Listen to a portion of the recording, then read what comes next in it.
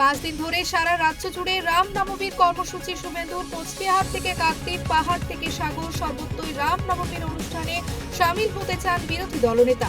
5 থেকে 9 এপ্রিলের মধ্যেই গোটা রাজ্যে রামনবমী পালন করবেন তিনি। তবে কর্মসূচির দিনক্ষণের চূড়ান্ত সিদ্ধান্ত নেবেন তিনি। প্রধানমন্ত্রী নরেন্দ্র মোদী অবসর নিতে চলেছেন। সাংবাদিক সম্মেলনে এমনই দাবি তুললেন শিবসেনা নেতা তথা এমপি সঞ্জয় রাউত। তার আরও দাবি, দেশের পরবর্তী প্রধানমন্ত্রী হবেন মহারাষ্ট্র থেকে। সঞ্জয় রাউতের দাবি, প্রধানমন্ত্রী নরেন্দ্র মোদীর উত্তরসূরি কে হবেন তা ঠিক করবে আরএসএস। মোথাবাড়ির হিংসার ঘটনা নিয়ে মমতা বন্দ্যোপাধ্যায়কে তোপ সুকান্ত মজুমদারের। তার অভিযোগ, রাজ্যে হিংসা ছড়ানোর জন্য দায়ী তৃণমূল কংগ্রেস। এই আবহে মোথাবাড়ির ঘটনায় দোষীদের বিরুদ্ধে পদক্ষেপ গ্রহণ করার দাবি তোলেন সুকান্ত।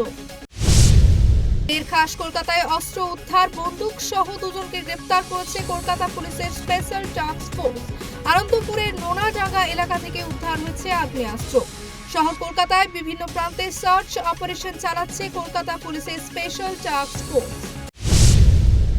মহাকাশ থেকে ফেরার পর প্রথম সামনে আসতে চলেছেন সুনিতা উইলিয়ামস।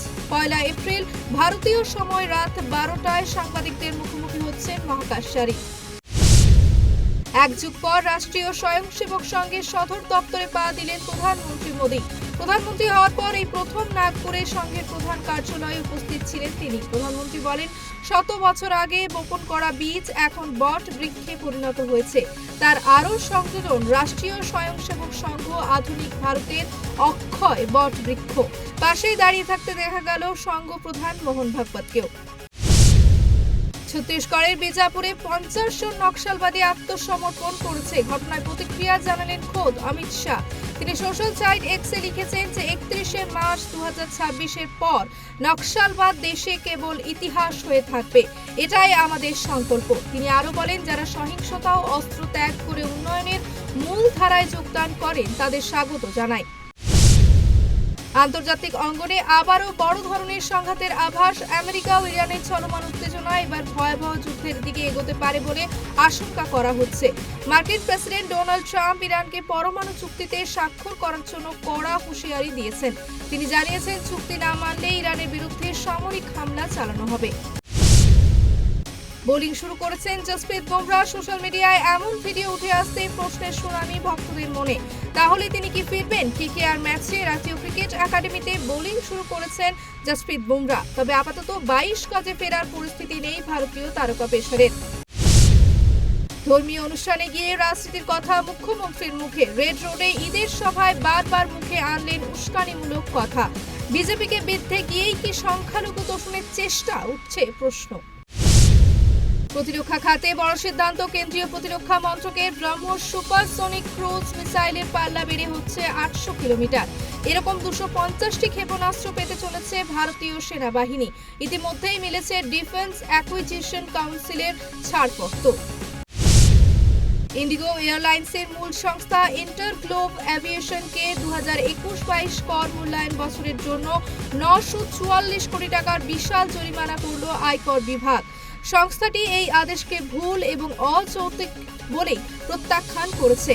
ইন্ডিগো জানিয়েছে, আয়কর বিভাগ 143-এর 3 ধারার অধীনে স্কুটিনি অ্যাসেসমেন্টের ভিত্তিতে এই জরিমানা করেছে। জিওগ্রাফিক্যাল ইন্ডিকেশন বা জিআই স্বীকৃতি পেতে চলেছে স্ন্যাক্স, চানাচুর, হুগলির রাবড়ি গ্রামের রাবড়ি এবং কামারপুকুরের সাদা বোঁদে। সবকিছু ঠিকঠাক এগোলে খুব শীঘ্রই জিআই স্বীকৃতি আদায় করতে সক্ষম হবে এই খাদ্যপণ্যগুলি। সাসপেন্ড করা হলো বর্ধমান রাজ কলেজের প্রিন্সিপালকে। প্রিন্সিপাল নিরঞ্জন মণ্ডলের বিরুদ্ধে অভিযোগ কর্তব্যে গাফিলতি। একাধিক অভিযোগ নিয়ে গতকাল পরিচালনা সমিতিতে আলোচনা হয়। সেখানে বৈঠকেই সিদ্ধান্ত নেওয়া হয়েছে সাসপেন্ডের। এক ধাক্কায় 400 থেকে 100 টাকায় নামলো সুগারের ওষুধের দাম। অস্বাভাবিক দাম কমলো মেটোফর্মিন গ্রুপের এমপ্যাক্লিফ্লোজিন ওষুধের। 1000 মিলিগ্রামের এক পাতা ওষুধের দাম কমে হলো 435 টাকা। আবার 500 মিলিগ্রামের দাম 416 টাকা থেকে কমে হলো 97 টাকা। পেটেন্ট উঠে যাওয়ায় এই সুবিধা মিলবে গ্রাহকদের।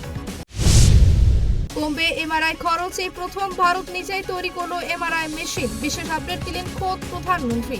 তিনি জানান, 3 দিন আগেই তিনি খবর পেয়েছেন ভারত তার প্রথম এমআরআই মেশিন তৈরি করার কাজ সম্পন্ন করেছে। যদি ভারতে তৈরি এমআরআই মেশিন থাকে তাহলে পরীক্ষার খরচও উল্লেখযোগ্যভাবে কমে যাবে বলে বলেন প্রধানমন্ত্রী। মায়ানমারে মৃতের সংখ্যা 10,000 ছাড়াতে পারে 334টি পরমাণু বোমার শক্তিশীল ভূমিকম্পে। উঠে এলো এমনই সমীক্ষা। ইতিমধ্যে মৃতের সংখ্যা বেড়ে 1700 ছাড়িয়েছে, আরো 300 জন নিখোঁজ রয়েছে। পাকিস্তানে হত্যা করা হলো লস্কর-ই তৈবার পয়েন্ট সংগ্রাহক এবং মোস্ট ওয়ান্টেড জঙ্গি হাফিজ সঈদের ঘনিষ্ঠ সহযোগী আব্দুর রহমানকে। ঈদ উল ফিতরের দিন করাচিতে অজ্ঞাত বন্দুকধারীরা গুলি চালিয়ে তাকে হত্যা করে বলে খবর। সূত্রের খবর, লস্কর-ই তৈবার অর্থ সংগ্রহ এবং বন্টনের মূল দায়িত্বে ছিলেন আব্দুর রহমান।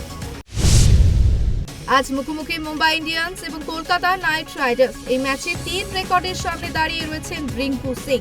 টি-20তে 250টি 4 মারার নজির গড়ার পথে রিঙ্কু সিং।